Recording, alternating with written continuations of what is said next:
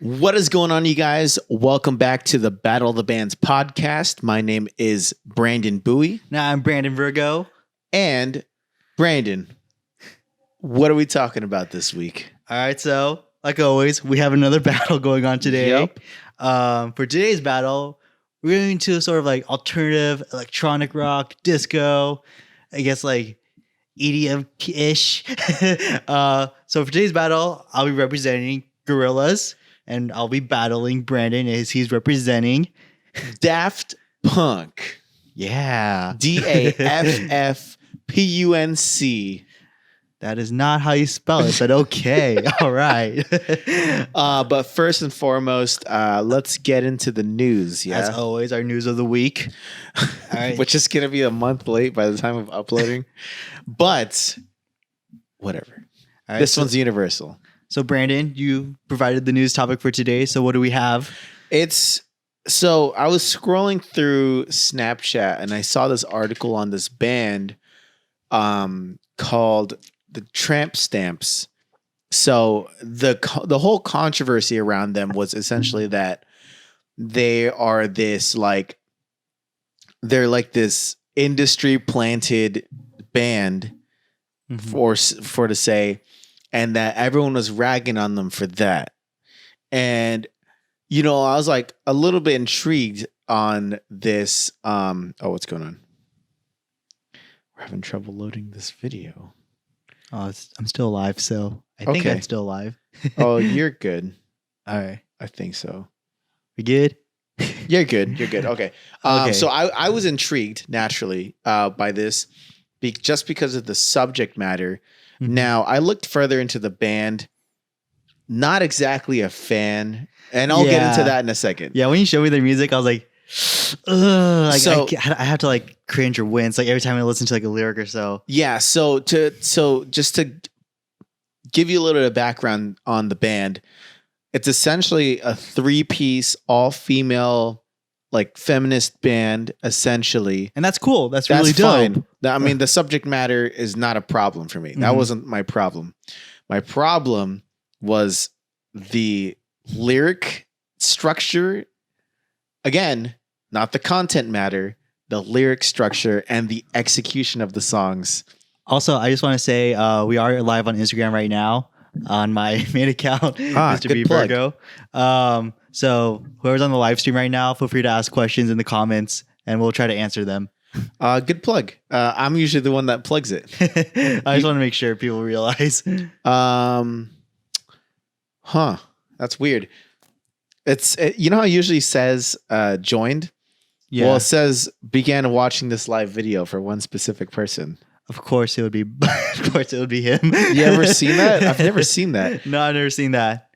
But yeah, anyways, back to the tramp stamps. So again, subject matter is not a problem, but the execution of the songs and stuff like that, not exactly my cup of tea. They could have used a couple more weeks in incubation.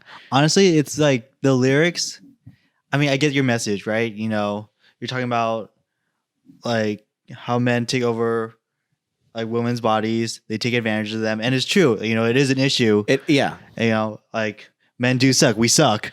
We suck. Yeah, but at the same time, though, like I feel like your lyrical writing is like honestly really weak. I feel like your lyrics are very overt to the point where it's almost cheesy. It's like a 13-year-old wrote these. Yeah, you said like I think the lyric was I'd rather kill myself than date a straight white man, and I don't know. It's just like you recognize like white privilege and obviously male privilege, and that is an issue. Yeah.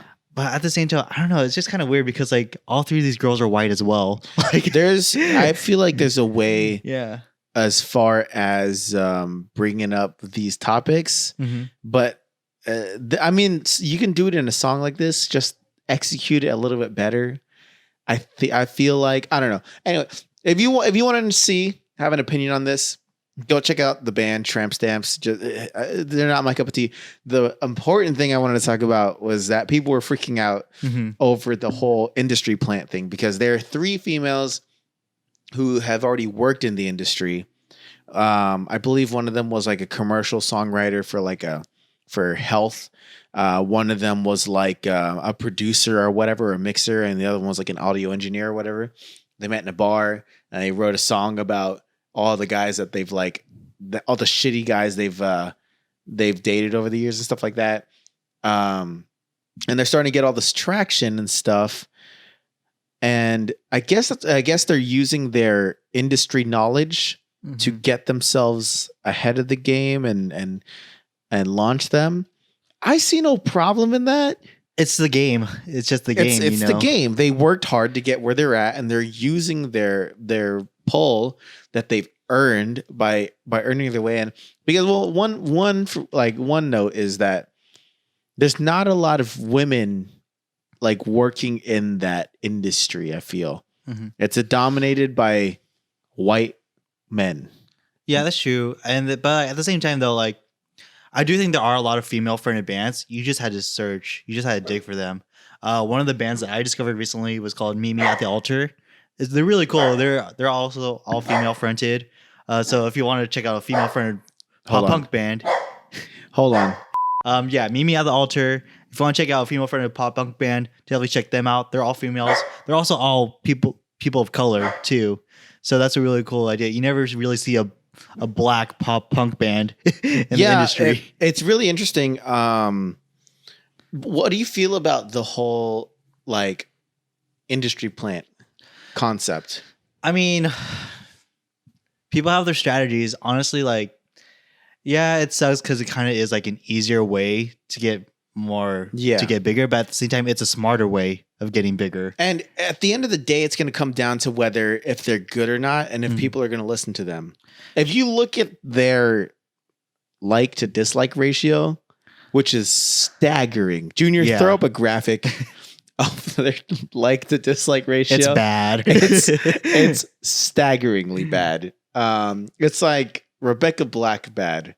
But again, Rebecca Black now has a career because of that. She capitalized off of that. She knew her notoriety. Exactly. And she was aware of that. So, I don't know. I don't see any problem with using tools that you have gained over the years, earning your way in the industry. But because at the end of the day, it's going to be, everyone is at a level playing field, because if you're not good, people are they're just going to spit you out and they're going to listen to the next thing. Like, look at these, like, good examples, like, celebrity YouTubers, you know, you have like celebrities like Will Smith and Jack Black who are succeeding like beyond belief. Right. And people are like, oh, it's just because they're celebrities. No. It's because they create fun content. They make good content. There's other celebrities that try to do that and they don't succeed. So this is kind of one of those same things. I think that's it. That's all I have to say on this. So yeah. You good? Yeah, I'm fine. So no hate on tramp stamps, just make better music. Yeah, I mean, they've only released 3 songs, so they could. We'll see where they can go from here. But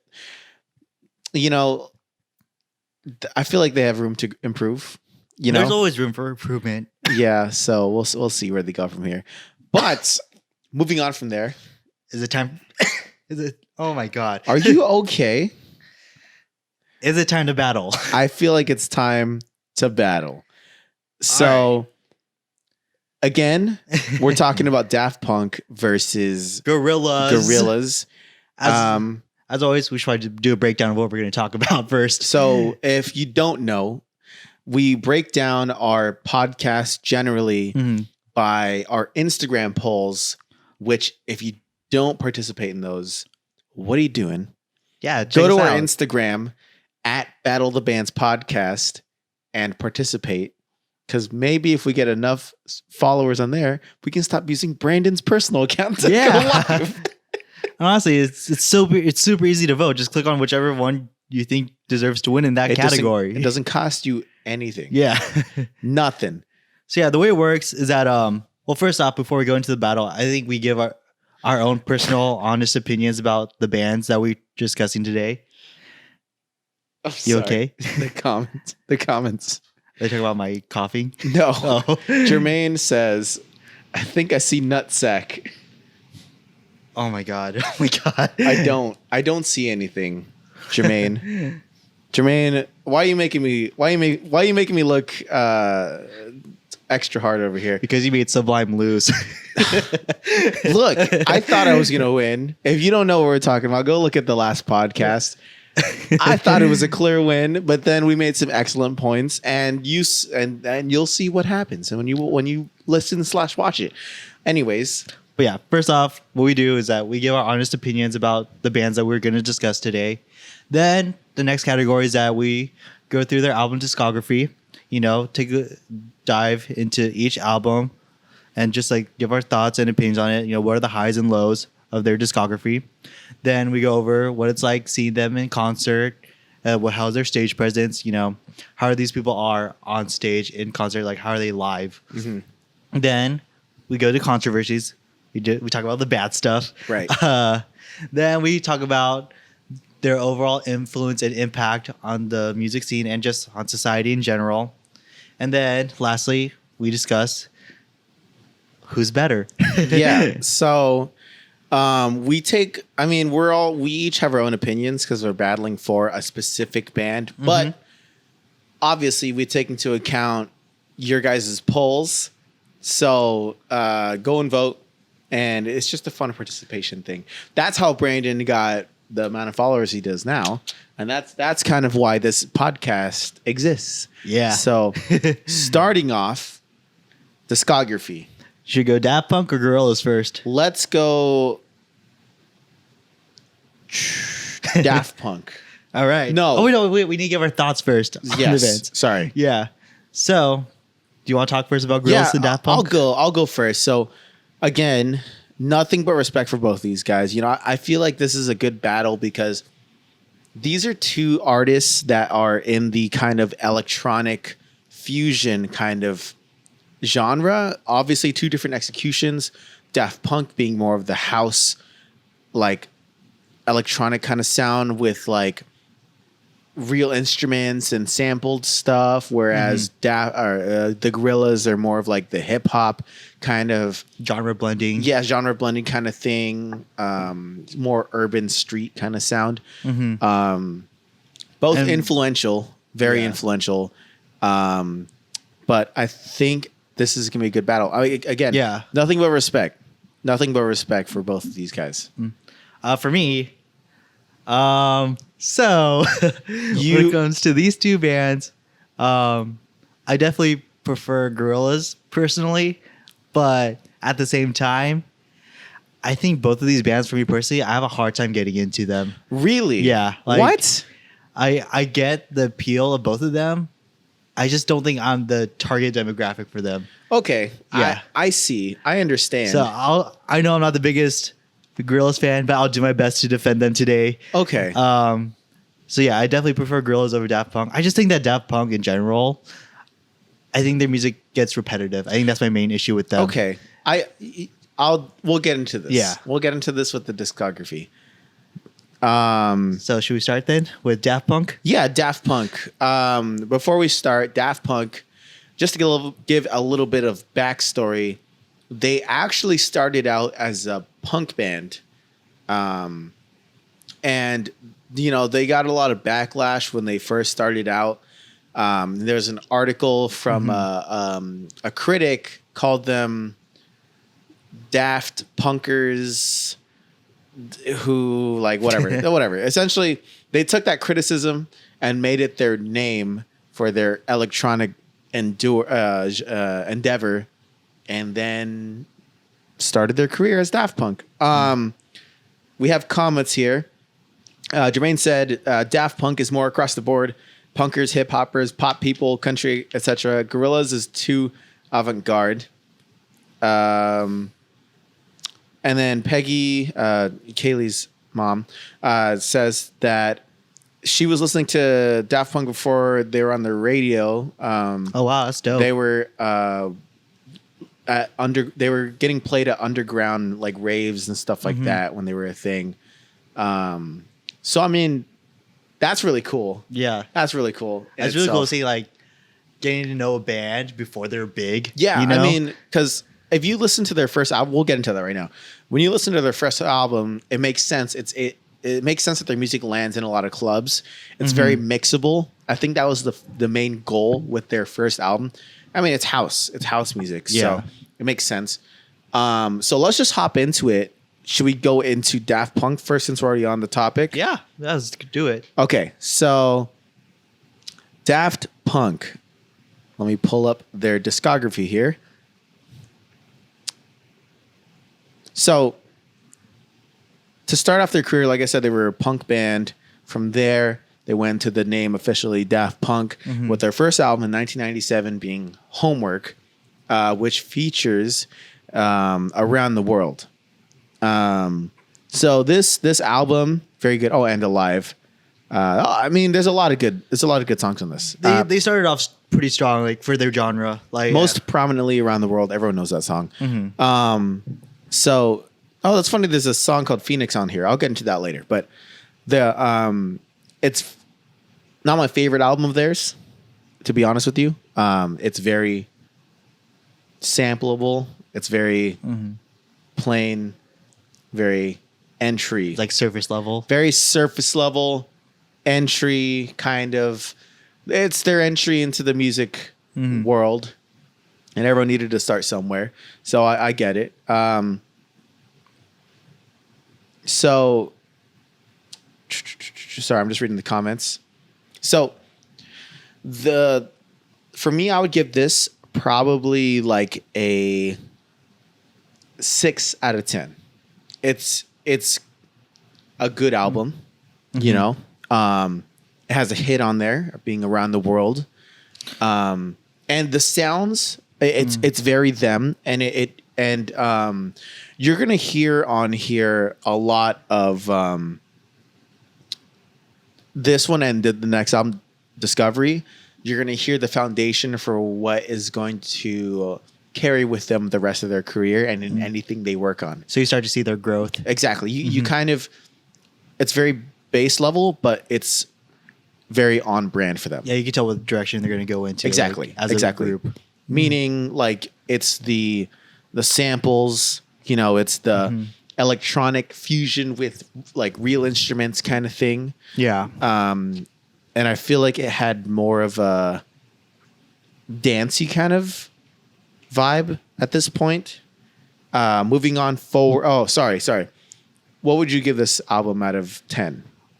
Honestly, like, I don't know. Like, I know Around the World is iconic and everything, but the song just bores me. I think it's a good song. I get what you're saying as far as it bores you. It is house music, so I mean, it's meant to get mixed live, and like it's meant for a certain audience. So I get you when you're saying it's probably not your thing. I get it. Like I said earlier, I'm not the demographic. I'm not the target for Daft Punk music. So overall, I'd probably say like understanding. I don't think it's bad. It's just not for me. So with that said, I'll probably go with like 5. I don't want to like trash it. It's just not for me, you know, because I don't think it's a bad song for its genre. Okay. Yeah. I think Daft Punk, they're great at what they do, and they're masters of their genre. Yeah. So, well, what would you rate it? Like I said, like a 5. Like I just like it's just not for me. You know, Got you. I do think they do get better throughout time. Okay, so that's fair. Definitely give high rates. But for now, as the first album, like if I was like just introduced to Daft Punk for the first time without knowing who they are, I probably wouldn't go back to this album. I probably wouldn't show somebody who is listening to Daft Punk for the first time that album. Yeah, I probably would show them either the next album, which is Discovery, which we'll get into, or like Ram, but we'll get into that as well. So next album is Discovery, 2001. So we're talking about 97 to 2001, a little bit of a gap. This one is like their masterpiece album, essentially, in the public eye. So this is what blew them up? Yes. So this is just hit after hit after hit, plays after plays after plays, samples after samples. Like, it's crazy. Like, it's it's got One More Time, Aerodynamic, Digital Love, Harder, Better, Faster, Stronger. Is One More Time more iconic than Around the World? I would say they're about equally. I think One More Time is definitely a better song. I like One More Time more than Around It's the definitely World. more fun and like, you know, Yeah, the beats are it's- definitely more catchy to dance to. It's definitely a really smart decision on them to start the album with that because it's such a feel good song. Yeah. So, and you know, for those who are listening, what I do, but before we shoot the podcast, is I go through each band's discography if I have the time, and I'll listen to their discography all the way through. And listening to Daft Punk's from the beginning again was like such a nice experience. Yeah. Going from the beginning and experiencing these songs again and looking at them like differently because I have to like look at it from like an analytic standpoint. It's really interesting. Really, really cool. Discovery, it deserves all the praise that it deserves. It's a great album. 2001, like very setting the tone.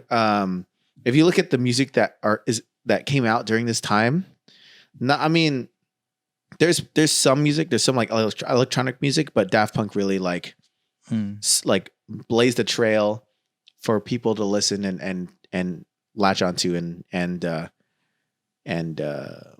like make music that is also like that. And you kind of see it moving forward, the influence that this album specifically has on the music community. Like you see all those like masked EDM DJ artists. Exactly. Like Dead Mouse and Marshmello. Like Daft Punk did it first, guys. Exactly. I think they did it first. Correct me if I'm wrong. They did it probably the most popular. Yeah, they're like the most iconic one. So I would give this album probably like a 9. Okay. Yeah. I think for the most part I do enjoy this album. I think One More Time is really fun. As I said earlier, Harder, Better, Faster, Stronger. That's another super catchy one. Yeah. I remember seeing the video of the Daft Hands. Do you remember that YouTube video? Yeah. I remember that all one. the fingers. Yeah. Isn't this also the album that had that movie with it? The Interstellar 555. Yeah, I believe it was this one. Yeah, it's pretty cool. In the music videos, they have really cool animation in them. So, with that said, I'll probably give this 7.5 or an 8. So, That's pretty okay. Yeah. That's good. That's pretty high. Definitely a boost from the first album. Okay. Yeah. So, this is probably everybody's generally favorite. I mean, if you're talking about real albums, real Daft Punk albums, there's only like a handful of them. This is like the staple Daft Punk album. This is the staple Daft Punk album. This is probably what I would show somebody if they had never listened to Daft Punk. This, like, I could see why people are enjoying this more. Like, I think this is the reason why I see why Daft Punk has such a huge fan base. Actually, I take that back. I would probably show them is what I'm gonna talk about next because I'm not gonna get into. Actually, no, sorry, not the next album, but Isn't it Human After All? Human After All is the next album I'm gonna talk about because they have Daft Club, which is like mostly remixes and stuff from other people. Human After All is the next album, 2005. So a little bit of a gap as well. This is the album with Television Rules the Nation. Robot Rock's a cool one. Rock is a really cool sound. So this is kind of like their departure from like the dancey stuff into more of like a gritty, edgy kind of sound. Very focused on like the beats and the electronic. Yeah, it's very gritty, edgy, different. Really, the times are changing and they're changing with it. So this is like their experimental album. Kind of. I would say it's experimental in the sense that it doesn't sound like Discovery or their first album. I like this album, but not as much as Discovery, obviously, because like, it's hard to top that album. For me, I think my favorite song off this album is probably Television Rules the Nation, followed by Technologic. Human After All is really good too. But no, Television Rules the Nation is definitely my favorite. I would probably give this album like 7. 7.5. Yeah, I figured you were gonna say 7. Like a 7.5. For me, I'll probably just say like a 6.5, just given the fact that like I'm not incredibly familiar with this album. I only know like a few songs like Robot Rock, Human After All, and Technologic. But I enjoyed those songs. I think I just needed to listen to the album again in order to give it a more confident rating. But for now, I'll say a 6.5. Gotcha. Yeah. So moving from there, 2005, we have Alive 2007, which is like, if you're a fan of Daft Punk, this is your shit. Like this is so for those who don't know what this is, it's basically their live set. This is like a live album? Yeah. It's okay. So it's live mixes. And if you look at it, it's a mix of songs. Like there's, you see here, Touch It / Technologic, or Robot Rock / Oh Yeah, or One More Time / Aerodynamic. It's really good. This is probably what I would show somebody if they have never listened to Daft Punk. Because this is how you're supposed to listen to your music. Live, club setting. And all these songs are supposed to be mixed together. Yeah. So it's really interesting. This is probably one of my favorite things they've released. Do you like this better than Discovery? Well, the thing, I guess, is two different things. Just because Discovery is like where these came from. But I can definitely say I would have loved to been there. I think there was rumors of like them redoing this live, and then I don't know what happened because of the recent events of where like they split up and all that stuff. So this was a really big concert, huh? This was huge. Yeah. Giant. It's I'm not sure about as far as I think I've seen this. I'm not sure as far as attendance wise, but it's I know. Where was this? This was let me see. I will tell you right now. If this was in Chicago, then this is the one that I saw on YouTube when I was studying them. Like for this podcast? Yeah.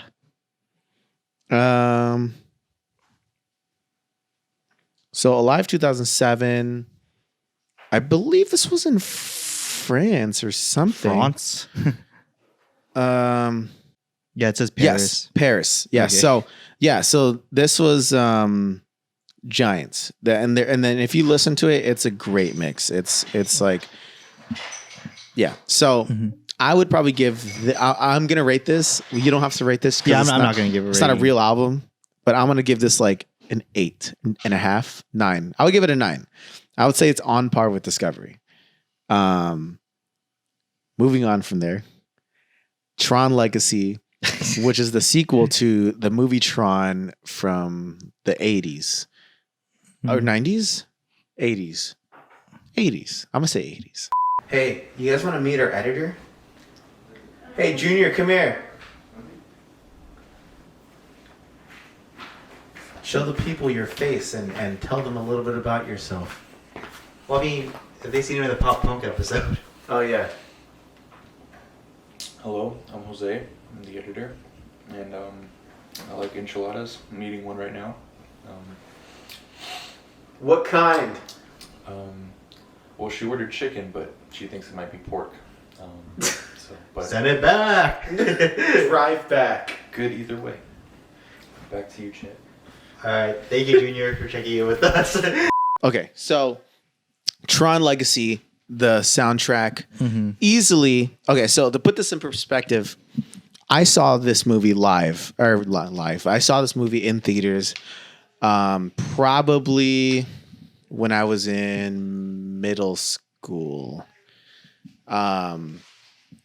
And I've listened to this soundtrack consistently while like in high school. I had this downloaded on my shitty flip, whatever sliding phone at the time I had. And I listened to this probably almost every single day walking to school. For those who don't know, I'm a huge film buff. So is the other Brandon, but I'm a huge film buff. This is one of my favorite movies of all time. Plot wise, don't talk about the plot. It's really shitty, but cinematically, on a technical scale, it's like it's insane. Cinematically, it's insane, and the soundtrack is one of the best soundtracks ever made. It's right on par with like Interstellar, Inception. You know, the good shit. Too bad the actual movie drags it down. Look, okay, I like that movie, so no need to say those hurtful things. It's overrated, dude. It's not overrated. It's it can't be overrated if it's like shat on all the time. Well, all I've heard is praise from you because no one talks about it anymore. Well, no one ever talked about it. Okay, so I guess you could say it's underrated. So don't come at me. Oh shit, Tron Legacy. Very, very good.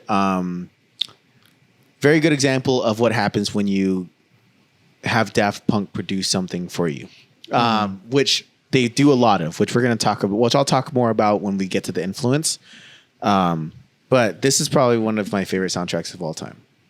And so is this your 10? Is it going to be your 10? No, this is not going to be a 10.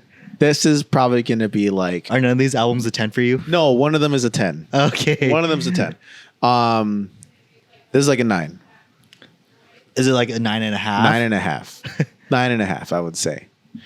The one I'm going to give a 10 is purely on... I like this album a lot, and it's also technically outstanding, which is the next album and their last album. Oh, sorry. What would you give this Tron soundtrack? Like a 7.5. That's fair. I mean, that's generous. That's more than I thought you were gonna give. Again, I don't think it's bad. I'm trying to be unbiased as I can because I'm trying to think objectively, not subjectively, in this sense. Good for you. Because this is a genre that's not my wheel. That's not my forte. Okay, you know. Fair. So I try to think, for the genre it is, how good is it? Yeah. If that's me, I guess it would be a 9 since Daft Punk are great at it. It's just I was trying to think about do I like it? Yeah, but the Daft Punk doing a soundtrack, phenomenal, and they have a cameo in the movie. Oh yeah, I remember that. It's in the club scene where they go fight in the club. They're playing. I'll tell you exactly what song it is. They're very fitting too. Like but good thing they like just that's what they look like. Yeah, it very fits in the Tron world. I feel like they had a lot of they had a huge role in shaping the movie. I feel like I could see that. But it was during Derezzed. So if you want to like look it up on YouTube, like you want to see where they like cameo, just look up Derezzed scene in the movie, and it should show up. I know it has the most streams too on the Spotify. Derezzed? Yeah, I think that one's the most popular one on the soundtrack. I wouldn't be surprised. My favorite is Son of Flynn, just because it's the art, just because of the arpeggios. Super good. Moving on from there, their last album, 2013, Random Access Memories. This album is a masterpiece. Like, production-wise, it's probably one of the best mixed albums. Like, if you're a huge audiophile, you listen to this album. Like, it's just beautifully mixed. It's I don't know if they planned for it to be their last album, but it's a good last note because it's, again, like I said at the very beginning, it's a good representation of their growth.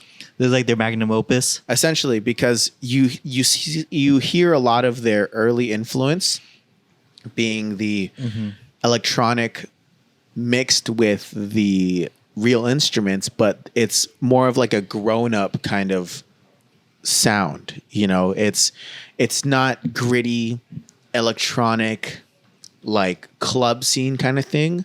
It's still on brand for Daft Punk, but it's more funky. It's more jazzy. It's more it feels like a very mature sound. Exactly. It's matured, which is really cool.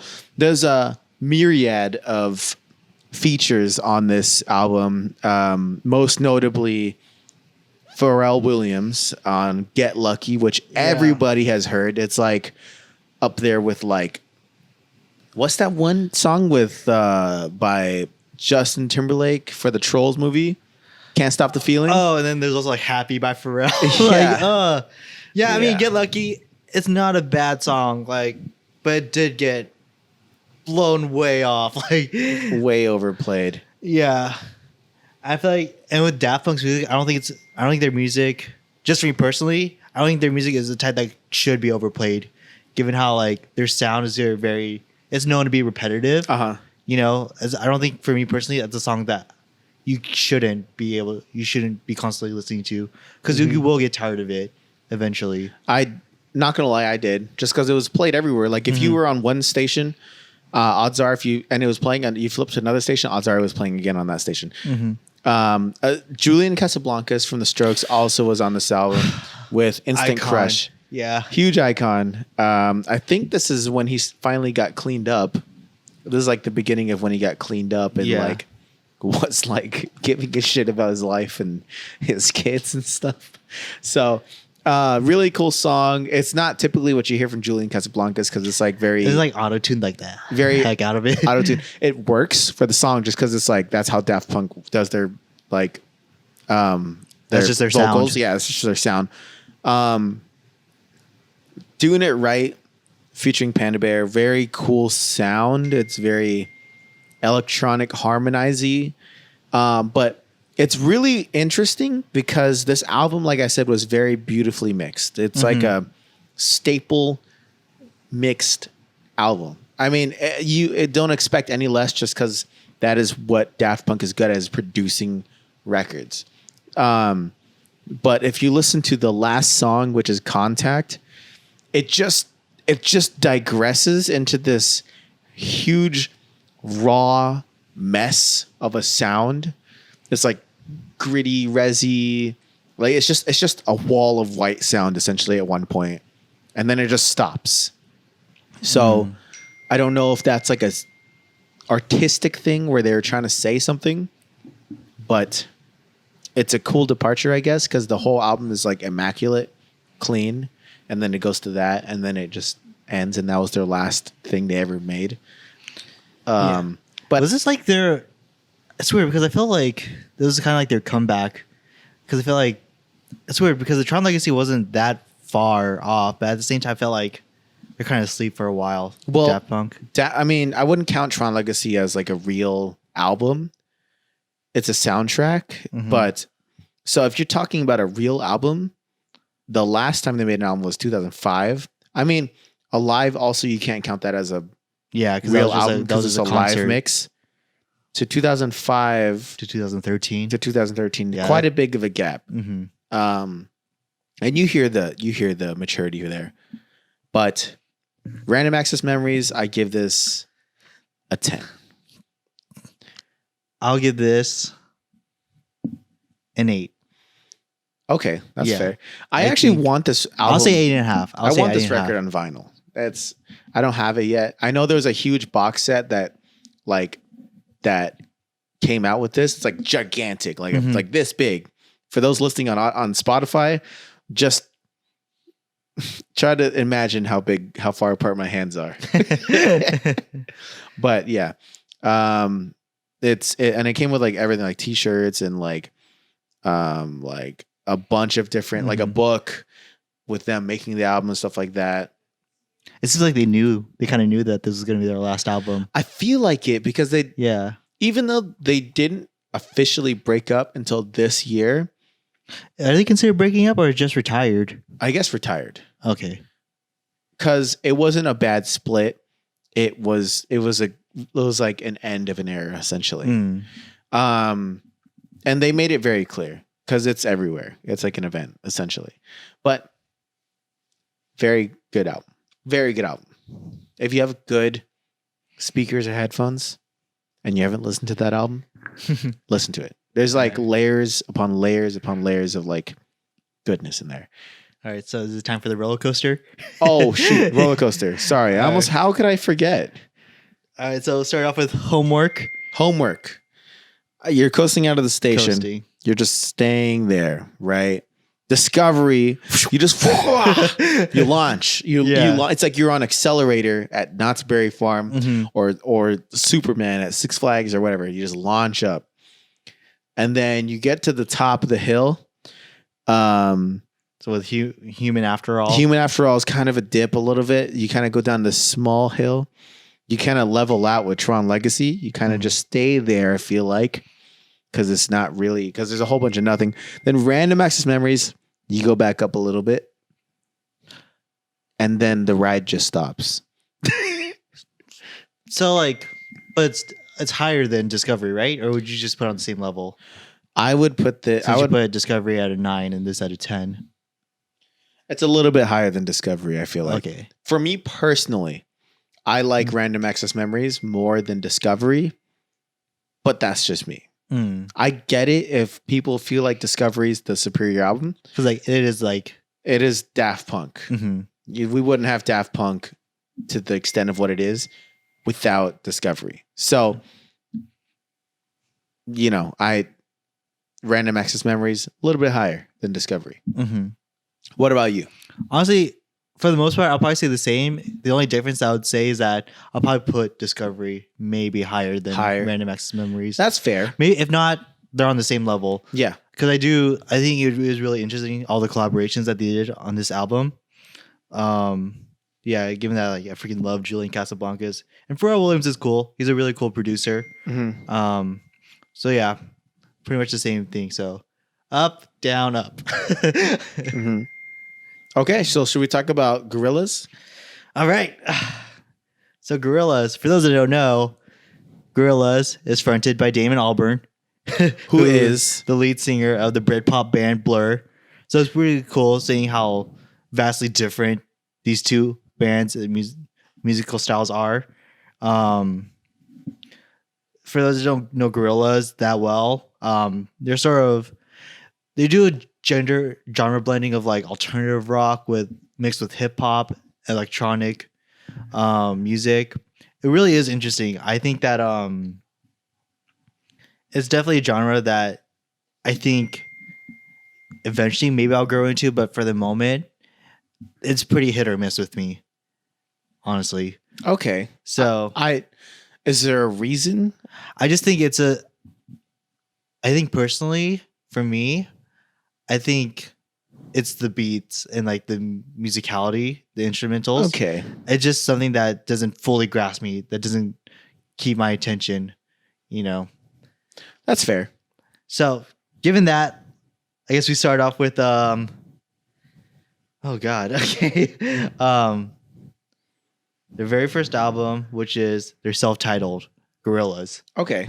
So this album actually has my favorite song on it. Favorite Gorillaz song, Clint Eastwood. Clint Eastwood is a very popular song. It's pretty basic to say that. Well, there's another more basic song I would say, but no, you could go much more basic than Clint Eastwood. But I mean, like Clint Eastwood is a jam. I really like the song. I think that the rap flows from I think is it De La Soul? I think that's the name of the rapper. Like his rap and flow is really, really good, nice to hear. But yeah, I think Clint Eastwood. I think that's their most fused rock and hip hop song, I would say. Other songs start getting more electronic, like 19-2000. That's a more electronic heavy sound. And then you go to songs like Rock the House, that's a more hip hop heavy sound. So overall, there's a lot of versatility, I would say, in this album. This isn't my favorite album, though, I would say. Oh, definitely not for me. I think this is an album where, for those who don't know Gorillaz, they'll be confused. I feel like there's a lot of experimentation on this album. Being as it's their first album, it makes sense. They're gonna do a lot of things that they're gonna. I mean, this album in itself is like very this band in itself is very experimental, I feel like, because obviously he has another band, Blur. So I'm trying to imagine how, like, when people first heard this, I wonder if they were expecting like a Blur sound. Well, I don't know. Yeah, because it's like it's a whole experimental band, because it's like a digital band. It's like they're a virtual band. Virtual band. Yeah, I think I think when people see that these characters like 2D, Murdoch, Russell, and Noodle, like David Albarn didn't want to like represent himself in the band, because I think he wanted people to think that was going to be something different. It's like an art project, essentially. Yeah, and it blew up. Yeah, essentially. Yeah. It's got a huge cult following. So yeah, I'd probably say like this has like a 7.5. Also, since it has a cult following, it's pretty funny because like Noodle, the girl, she has like her own verified Instagram account. What? Yeah. And like, See, and there's like this whole lore, like there's this whole background in the story. I'm not big enough a fan to know the deep details, but like there's crazy background with all these characters, and like this whole story. I didn't know about the lore until I started looking into it, like for this podcast. Yeah. And I slowly started realizing that there's a huge cult following when I saw that Daft Punk was losing in like a good amount of the categories. I was like, what is happening right now? Yeah, it was like, it's crazy how deep these characters go. Like there really is, these characters do actually have a story. But other than that, moving on. Oh, I guess the self-titled or is the rating. Yeah. I'd probably say 7. I'll start off with the 7. I would give this one like a 6. I think just given that fact that like they started off with some really iconic hits like Clint Eastwood and Rock the House. If Clint Eastwood weren't on here, I would probably give it a 5. Yeah, for sure. Yeah, I'd definitely rate it lower if it wasn't for that song. The next is Leica Come Home, which is a collaboration album. Yeah, with Space Monkeys, right? I guess they're another English alternative virtual band. So interesting. Yeah, that's definitely interesting. Because of that, I think given that's a collab album, like between 2 parts, I wouldn't even. I don't know if I would count this as a real album. I say we move on to Demon Days. I think Demon Days. I think this goes on par with Discovery. This is their. This is the Gorillaz album. Yeah, without a doubt. And like the album cover itself is iconic. You know, you really see these characters' profiles. I remember seeing shirts of these guys like everywhere in like middle school. I was like, who the heck are these characters? Well, also their most popular songs on this record. So of course, a lot of people that know this band by this one song, they're gonna know this album cover because this is gonna pop up when they listen to the song. That song being "Feel Good Inc." Feel Good Inc. It's a good song. It's a good song. Yeah, this song's a jam. The bass riff is super good. 100% a jam. And I love the whole like distorted like microphone, like audio from 2D or Damon. Like like his voice is so iconic when he uses that microphone. Yeah, I mean, like look at song 2. Yeah, Blur. Yeah, same concept. He's like, hey, it worked for that. Do it again. Yeah, and it worked again. But yeah, there's also other good tracks on here. Kids with Guns is a really interesting track. It's not my personal favorite, but I think it's really interesting. You know, I like it. It's weird. It's kind of like I like it, but I don't love it. But I keep going back to it. You know, it's just a really interesting sound. And then Dirty Harry is really iconic as well. I love the whole choir sound with the kids. That's really cool. And then Dare. That's like there's like Dare, don't do drugs. It reminds me of the Daft Punk song, honestly, Dare. Well, okay, this came out in 2005. Same timeline as... So it could potentially have been influenced by Daft Punk. Yeah, because Discovery was already out at this point. At this point, they had released... what's that album with Robot Rock on it? We just talked about. Oh, that was the TV one. Yeah. Human After All. That one. Yeah. That album came out this year. So they probably were influenced a little bit by that. Because I mean that's a mega album. So yeah, that's like Dare is the one I can see as like the disco club song. You know. So overall, I think this album. I don't know. I think this is their. I just started thinking of the Discovery. I think I'm gonna give this one the 10. 10. I think for their sound and style overall, I think this is their 10. For the most part, this did convince me that like I do like this album overall.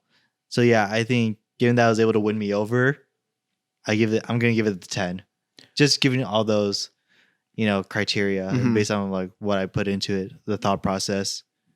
Being a hit album, I feel like this album, though it is a very good album, it could have contained stronger songs. Meaning like there's good songs on this album, but I feel like overall could have been a stronger album. but it is a very good album still. Hey, I'm not getting offended by any of this. Okay, the Gorillaz It's are like not my favorite band at all. I would give this like an 8, just because of like Feel Good Inc. and Dare and all that. You know, like the Iconics. they're good songs, iconic songs, and they've launched the Gorillaz into the career that they have now. And I feel like 8's a good score for this, because it's not a perfect album by any means. All right, and then moving on, we got The Fall. This is like probably like the album I probably least like looked into, besides that Space Monkeys one. Yeah. I think, but I'm aware of like Revolving Doors. I'm aware of the what's it called? I'm aware of Detroit. I think those are two of like the more popular songs off the album. Overall, I don't have much to say about it. It's very Gorillaz, you know. There you see getting more of Damon Albarn's vocals on this. There's not as many collabs as we see on other albums, but yeah. Overall, I'm just gonna straight to the point. I'll probably give this like a 6.5. Okay. Yeah. Now, to be completely honest, to be blunt, I haven't even listened to this album at all. Okay. I don't have enough of an experience to have a stance on this album, so I'm gonna leave this up to you. So whatever your score is, I'll leave it at that. Okay. All right. Anyways, and then moving on, in the same year, Plastic Beach came out. Plastic Beach, I actually am familiar with this album.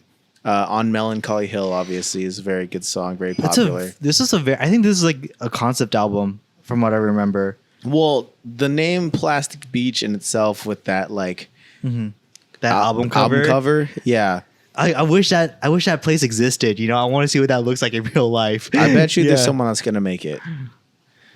Imagine like a theme park centered around the universe of Gorillaz. I bet you someone made it in like Minecraft or something. Man, it just looks so interesting. It is very interesting, but I do agree. I think this was an experimental album. Not experimental, conceptual album, because it does note on like, what is it like? What is the phrasing like? Not political. Social commentary. Social commentary. Yeah. It's all social commentary. There is a lot of collaborations on this album. I thought that was very interesting. There's a song on here with Snoop Dogg. Yeah. There's one with Mos Def. You know that song Stylo with Mos Def? In the music video, Bruce Willis is like in it. What? Yeah. I didn't know that. I gotta check it out. Oh yeah, by the way, Gorillaz have really cool music videos. Yeah, it's very. Yeah. Again, They're very visual. So are Daft Punk's, but they're visual in like a different way. Yeah, I mean, I would hope that the Gorillaz music videos are visually appealing. Like they never disappoint, really. Since they're a virtual band. But yeah, Stylo's iconic. Rhinestone Eyes is really cool. On Melancholy Hill, Empire Ants, that's a really solid one. As a rating, I'd probably go like a 7.5, maybe an 8. So strong 7.5, a light 8. I would just think that, you know, these are just songs that I'm not used to. I'm not used to listening to this sound. I'm not used to listening to this sound. But you know, it's solid. It's good. It's really good. Yeah, that's just my opinion. Overall, I think a lot of people compare Plastic Beach and Demon Days. And I do think Demon Days is significantly better. But, you know, I think that Plastic Beach is a good follow-up. I don't see any comparison to Demon Days. I think when people compare like the two Gorillaz albums, they would compare those two. Like, Okay. which one's better? It's kind of like American Idiot versus Dookie. I see. So Plastic Beach, I mean, I would probably give this like a 6.5 or 7. There's a couple songs on here that I do really like. I do like the sound on this album. I like Melancholy Hill. That's probably my favorite song off this album. But yeah, 6.5, 7. You know, it is what it is. Yeah. It is what it is. Moving on from there. We go to Humans. Humans. So they go on a 7-year hiatus.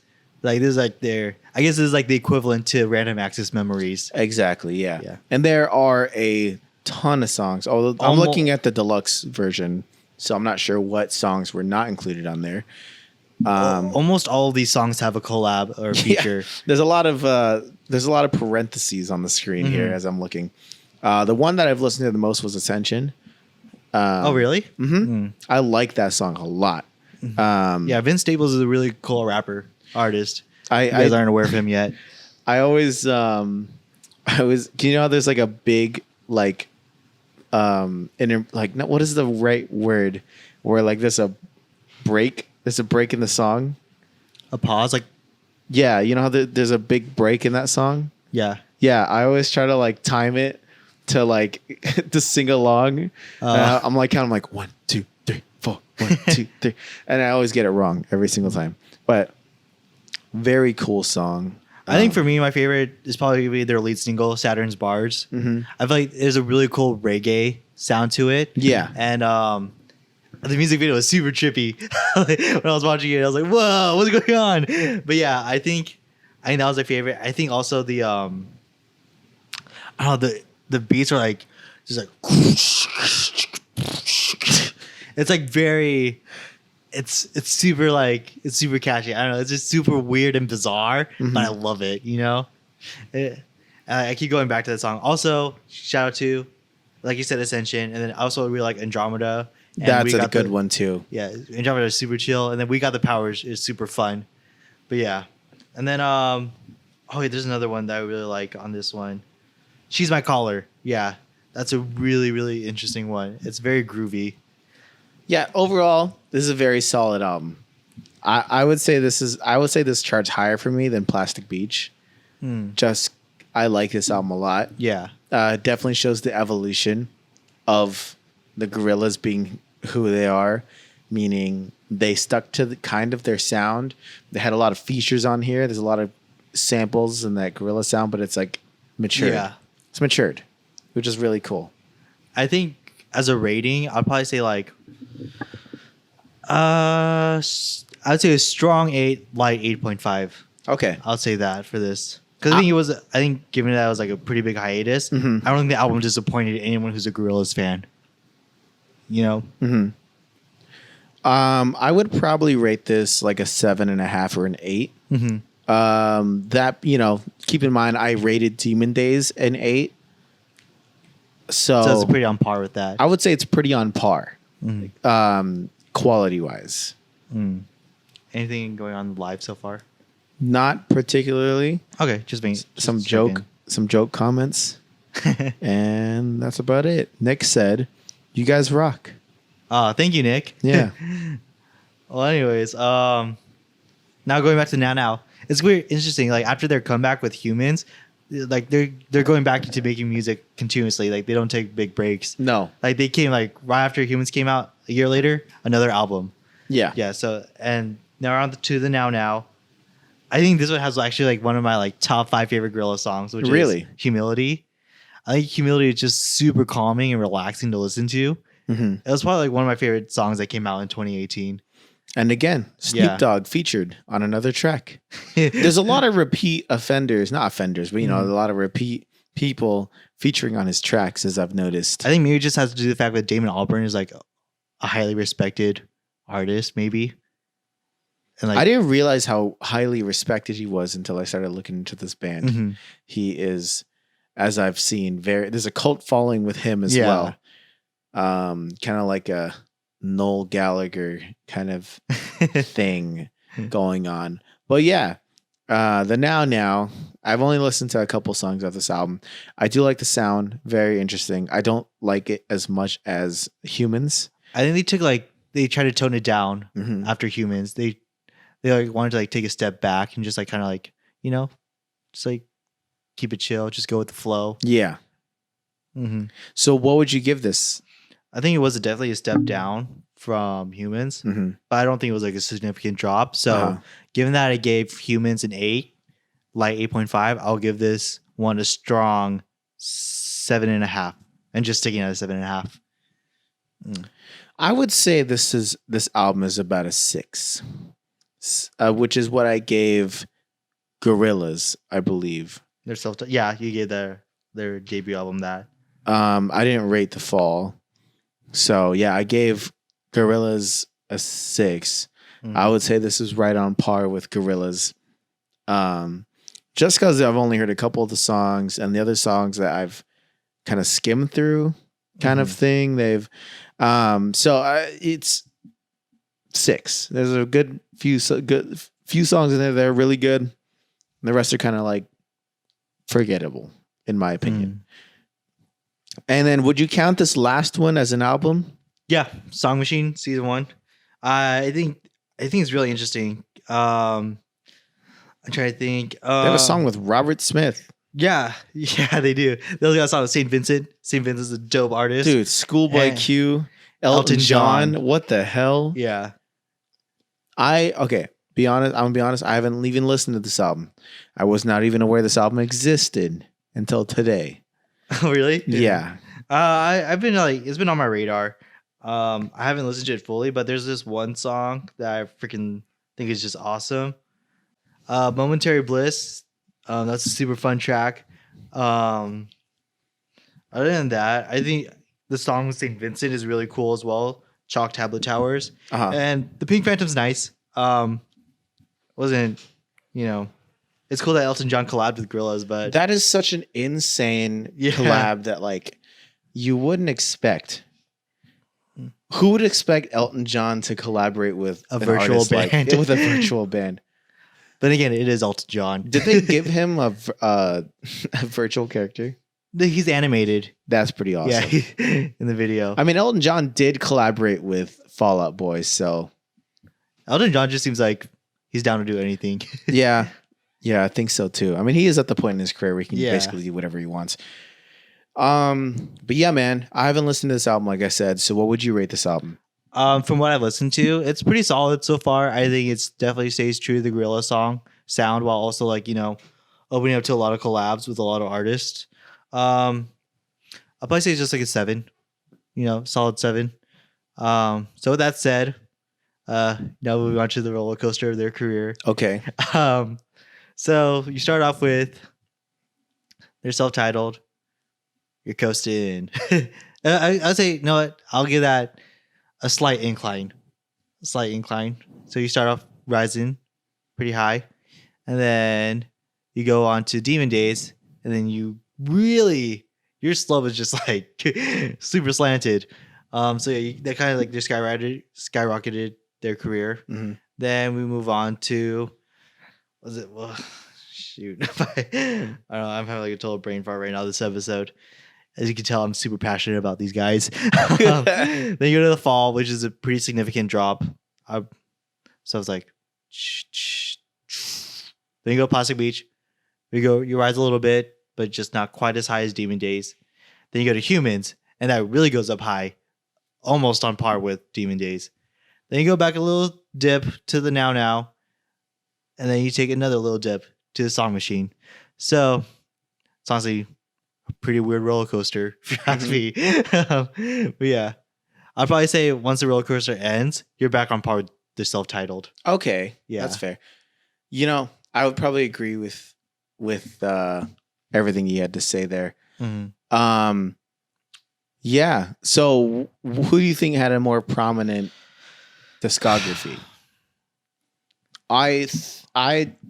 Obviously going from the last podcast, I'm not one to be if I feel like one is better than the other, even if it's the one I'm not rooting for, I'll admit to it. Like the last podcast, I admitted I admitted that Sublime was not as prominent as No Doubt. In this case, though, I feel like it's the same thing. Like Daft Punk has not made as many albums. No, that is not my point. Oh, that is not my point. I was saying that my integrity is very high because I'm not just loyal to the band. I was gonna say that Daft Punk, I feel like, has had a more strong career consistently. They've had the same. They've been around longer than Gorillaz has, and they've across all their explorations, they've had more hits and they've had more consistently strong songs. Mm-hmm. So I feel like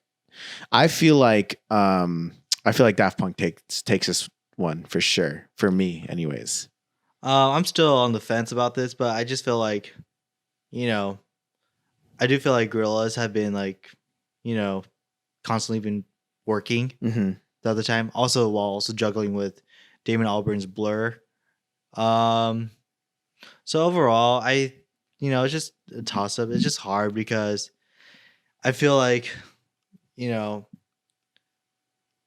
it's just like there's I just can't get into the Daft Punk sound, while at the same time I also can't really get into the Gorillaz sound.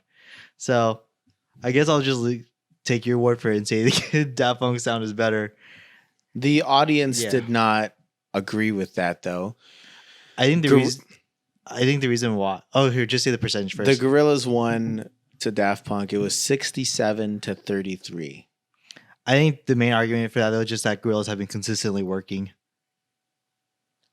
And then, what do you mean? Like, they've just been constantly putting out albums. Like, they've been continuing to stay a name, while Daft Punk would kind of just take these breaks. That's true. They kind of, yeah. I get that. As far as I obviously don't agree with that, just because Daft Punk's music has been sampled time and time again. Mm-hmm. They're very well respected in the music industry. I'm not saying that the Gorillaz aren't, but I'm saying I do think Daft Punk is a much more iconic, duo compared to the virtual band Gorillaz. So we already gave our opinions on that. Moving on in the polls, the next category that we talked about was who has a better stage presence, who's better to see in concert. Yeah. Hey, let me start off this because I got stuff to say. Okay. So if you're into this, that's totally cool. Then hats off to you. You win this if you're totally into this. But for me, when I was watching a Daft Punk concert, it's cool seeing the light shows. Like, they have these cool technicalities, stage production, but at the same time, it's just like it just feels like a typical like EDM festival where like these two DJs are just standing there, and they're playing their music and they're doing. If they like the music, then that's great. They're able to get the crowd going. It's just for me personally, I don't see myself enjoying that type of scene. So yeah, that's just for me personally. If you're into all that stuff, then that's great. Obviously, then go to a Daft Punk concert. We can't anymore. Huh? Oh yeah, yeah. My bad. In my defense for Gorillaz, from what I've seen, I think Gorillaz are cooler. Like, I think what's really cool is that they have so many guests on their shows. Like, the people that they collab with, like, they'll come to a live show for Gorillaz and perform with Damon Albarn. And it's really cool too about a Gorillaz live show is that they have a full band. Like, they have an orchestra, they have like actual band members playing guitars and stuff and drums, and like overall it just has this very like energetic feel to it. Whereas like Daft Punk, if I'm watching them on stage, like stage presence wise, I think Gorillaz is more fun to watch than compared to like Daft Punk, like actually on stage, like seeing them on stage and like their stage presence. Okay, so I get what you're saying as far as that aspect goes, because like, here's what I'm going to say. I don't think that the Gorillaz are very good live. Like, at all. Like vocally? Yes. Oh, yeah. Now, I could agree with that. Now, seeing as it's not a fair comparison because there's more live aspects to their show versus Daft Punk being mostly electronic music, I'm not going to use that as a comparison. I'm totally going to outrule that, but I'm going to say that outright how I feel.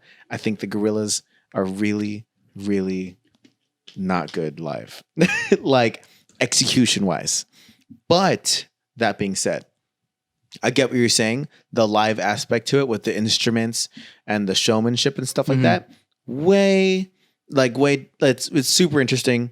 But I will say this, the like Daft Punk's live show is very technically like interesting. Like and their mixes, that's what I was saying earlier, going back to their discography.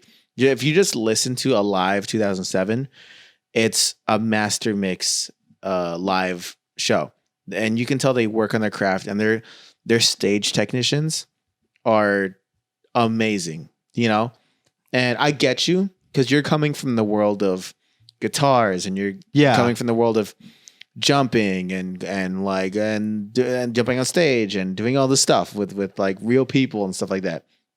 So it's a totally different it's a departure from that.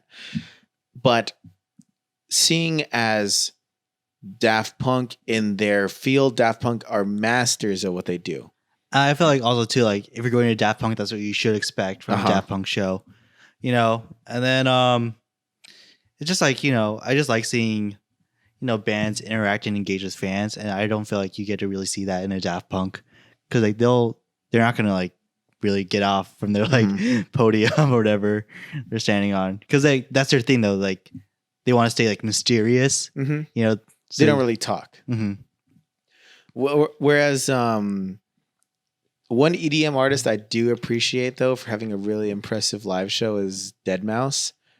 I don't know if you've actually seen any Deadmau5 shows, but I just know what he looks like. His stage is a giant cube, right, with LED panels all around it, and it rotates. So he can display whatever he wants on the cube, and when it rotates, there's a cutout in the top part of the cube where he's standing, so that way it rotates, and then you can see that he's there and he's playing, and he like jumps around, he gets off, he's speaking in his microphone that's in his headset, and he's getting the crowd hyped up and all this stuff. He puts on a crazy good show for being an EDM artist. I will appreciate that. Obviously, there's a lot of influence from him. But I feel like if you're going to a Daft Punk concert, you shouldn't expect that, you know? No, you're not. I'm just solely stating this just from like a appreciation standpoint. Like I appreciate that from a live show. I'm just saying that like like from an EDM standpoint, I think I like his show. It's very impressive because we're probably never going to talk about Deadmau5 on this show, so I'm just going to say it now. But like Daft Punk, I'll say it again, masters of what they do. They're master mix their live shows for like months upon end, and their light shows like legendary, and that's what you're gonna go there for. Whereas I feel like Gorillaz, there's more. It's more than just Gorillaz. It's their interactions with the other guests. Yeah, there's also, with that being said as well, there's more error points, more points of failure, possible failure. My God, more points of possible failure.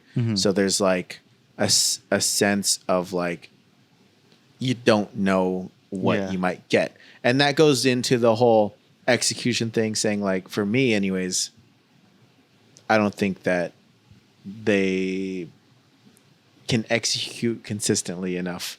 I don't think they put on a, consistent enough live show. So that's why I think that Daft Punk is better to see live, in my opinion. Yeah, no worries. I think when it comes to that, I think just preferences. You know, it just, for me personally, I think it's really interesting, like seeing all these guests come out because, like, you know, like these are all other independent artists who are like, you know, for them to take the time and make room in their schedule to show up for Damon Albarn and Gorillaz, I think just super impressive. And like Snoop Dogg's even showed up. He did the rapping part for Clint Eastwood. That is pretty cool. I will say, if you get Snoop Dogg on the track, that's pretty cool. Yeah. Psy, Gangnam Style guy. Yeah. He's got Snoop Dogg on the track. That's really cool too. Yeah. Uncle Snoop. So overall, I don't think there's necessarily like a winner. I think it's just ultimately up to your preference on what kind of show you want to see for yourself. I feel like there's a winner, but that's just me.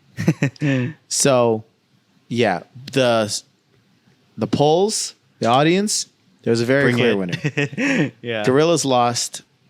Daft Punk won 80-20. I think that's fair.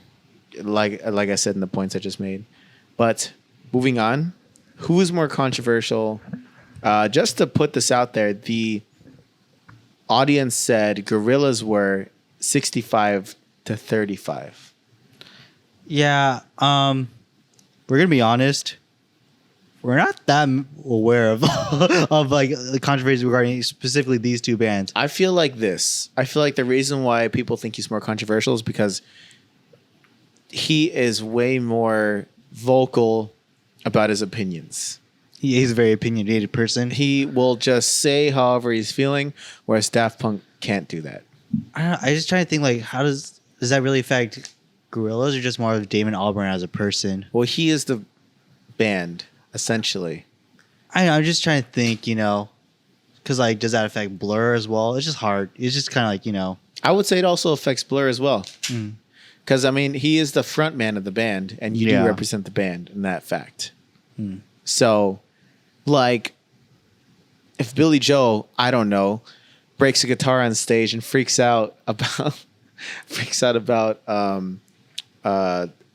getting cut off and having 1 minute left, I'm sure he's gonna reflect the rest of the band as well. Well, yeah, they joined him. Like, oh, we're gonna break stuff too. It's like, oh, my guy's doing this, okay. Or, you get what I'm saying. You get what I'm saying. He represents the rest of the band as well. Yeah. So I can see that. I think, I don't know, what kind of controversies are there with Daft Punk? So from what I've studied, Daft Punk has been accused of like too much sampling from other sounds and songs. But that's their whole thing. But like, it's come to the point where like people are like, is this really original? Or is it just like to the point where like, you're just copying off someone else's work? But that's the one thing I found. I feel like I could see that. I can understand why people would make that argument. I get it. Here's my defense for Daft Punk. Okay, here's what I'm going to help you out. What song nowadays is not going to have some similar sound or just is not going to sound like it's sampled? Exactly. It's really hard these days to come up with like a truly original sound. Yeah, and from the very beginning, Daft Punk laid that out. Like, hey, this is what we're all about. This is what you're going to expect to hear. Mm. And yeah. And then it's not like, I don't know. It's not like they're just ripping off the instrumental. They're creating this whole other thing with it. It's a sample. It's very common in EDM. Mm-hmm.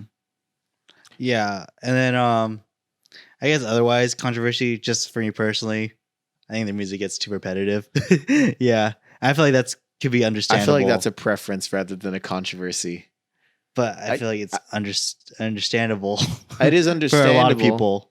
It is understandable. I don't think Enemy Magazine is going to be writing Daft Punk is too repetitive. Or I don't know, maybe they will. But yeah. Moving on from that, who has had a bigger impact or influence on music? 1000% Daft Punk. Yeah, I'm not going to argue on that. This is not even a contest. Daft Punk, for multiple reasons. One, Daft Punk is very well respected in the music community.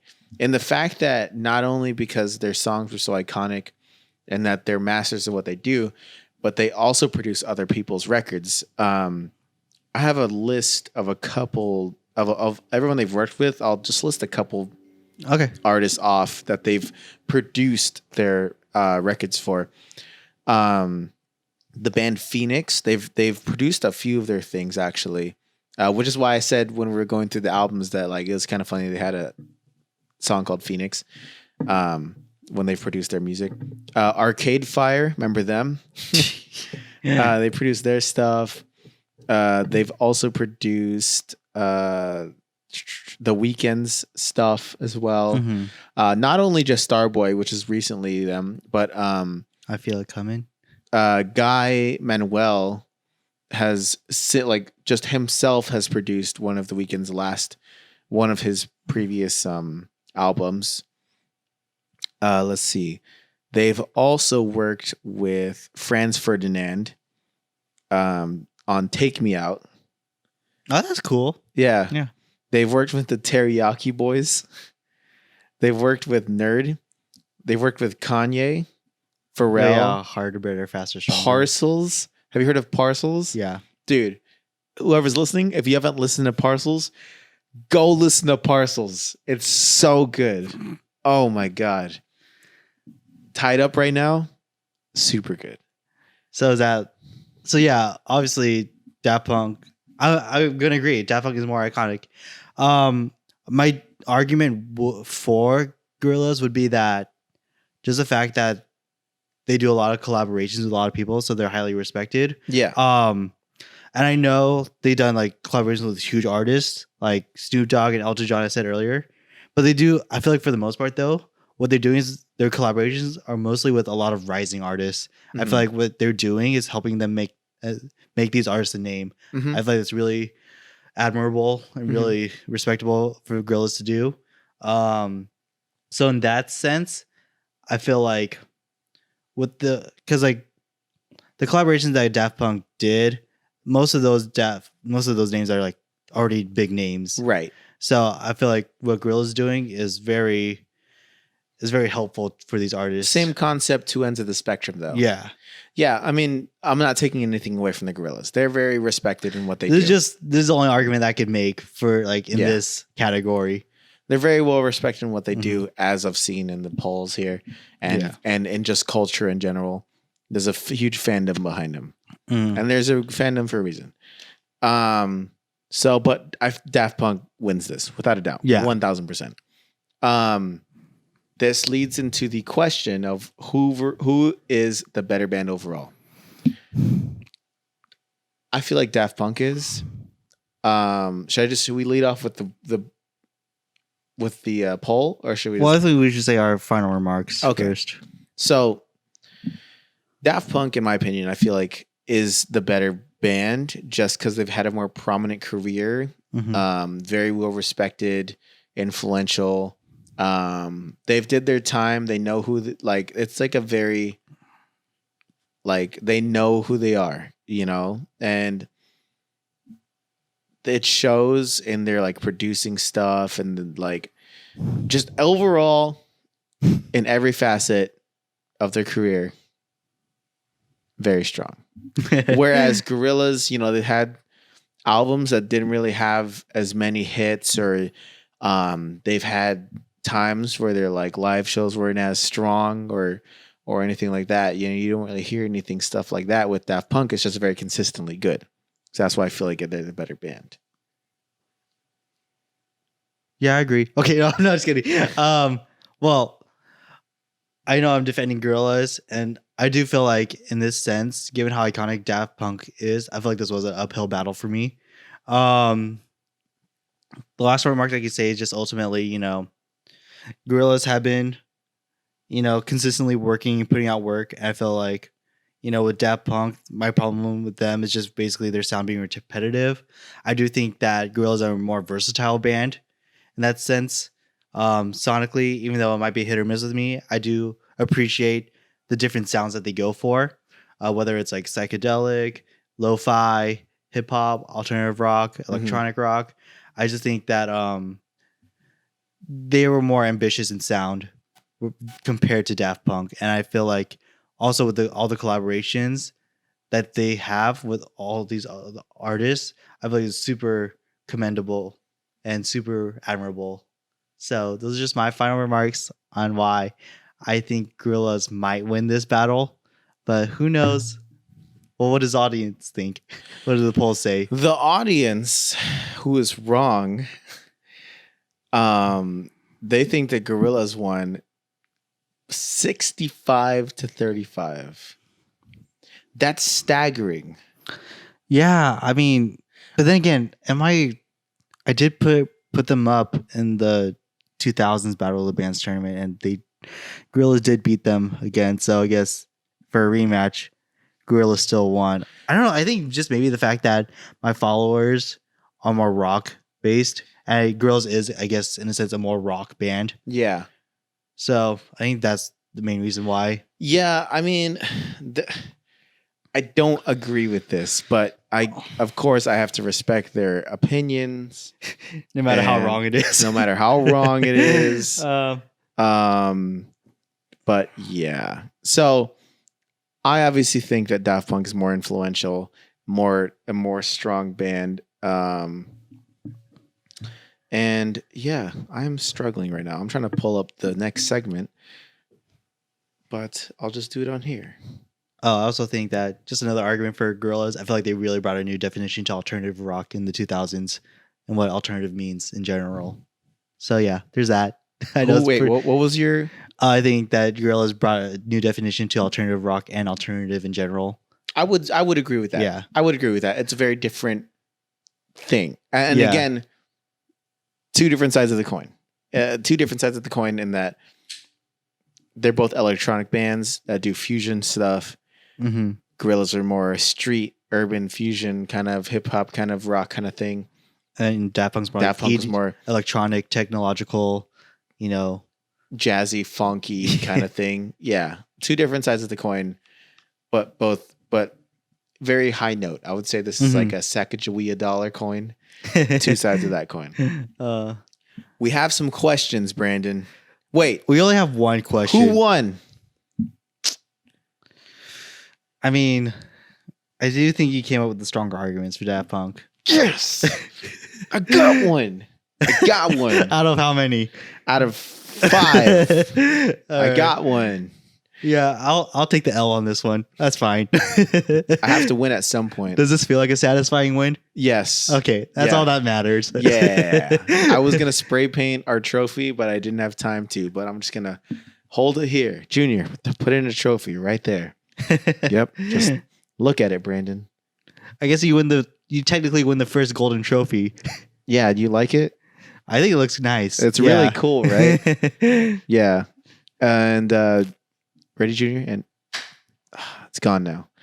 I can bring it back any point. It's on your head now. Well, anyways, moving on to our Q&A. Who has the better collaborations?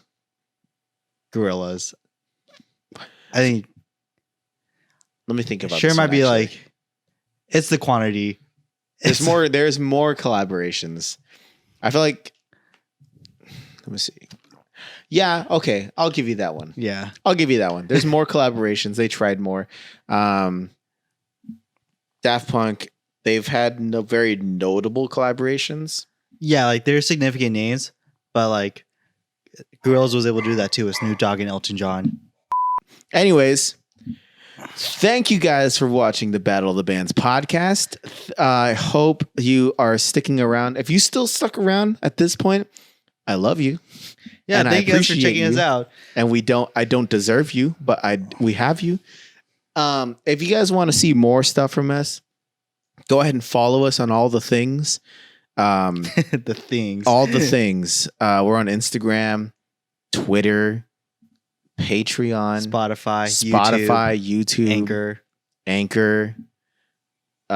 Check out our personal accounts. Oh yeah, at Mr. B Virgo and at Brand Bowie 517 or Visual Poetry Forever, whichever one.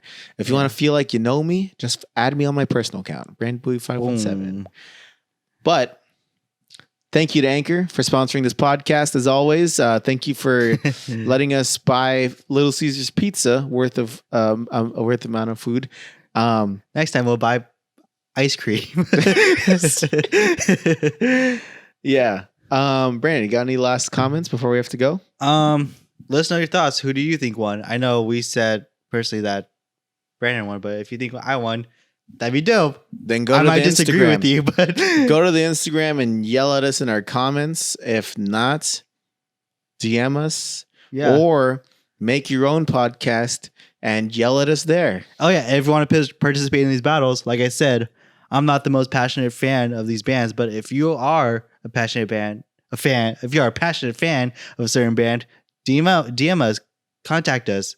We're more than happy to have a guest on the show that wants to defend a band. Meaning we're running out of content ideas. So if you have ideas, just DM us and we'll put you on the show.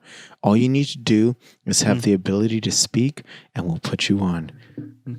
You know, it's funny. You're talking very passionately about Daft Punk, and you're also very talking passionately about Sublime. But none of those bands were in like your top 15 favorites. I'm just very passionate about music, but Daft Punk is like arguably, it does play a significant role in my music taste. Like Tron Legacy soundtrack is easily like That changed your life, huh? It's one of my favorite albums of all time ever. So there's a reason why I'm so passionate about it. Sublime. It's Sublime. I'm a very California dude. I'm wearing board shorts right now, Brandon. Yes, you are. Have you ever? If you don't know me personally, consistently you can find me in either board shorts or blue shorts, similar style, black t-shirt, backwards hat, rainbow sandals. As for me, I'm always wearing jeans. And then I'm usually wearing a band shirt or some flannel with it. I'm always wearing a beanie or a hat. Yeah. So, yeah.